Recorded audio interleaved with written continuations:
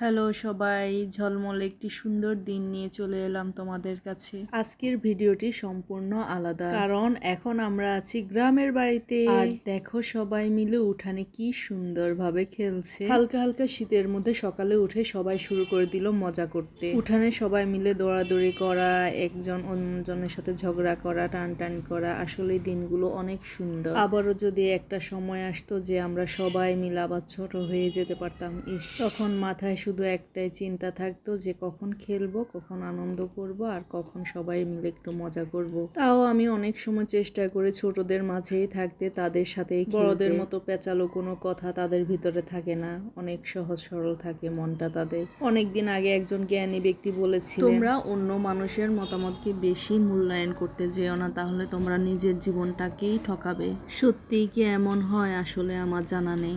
ওইদিকে দেখো সবাই উঠানে কি নিয়ে ব্যস্ত হয়ে পড়েছে। ও মুরগির ছানাগুলা কত কিউট, মাশাল্লাহ মাশাল্লাহ। আর হামদু তো পারছে না যে এগুলাকে কোলে নিয়ে, কাঁধে নিয়ে, মাথায় নিয়ে ঘুরতে। সবাই এই ছোট ছোট বাচ্চাদের জন্য দোয়া করবেন। আল্লাহ হাফেজ।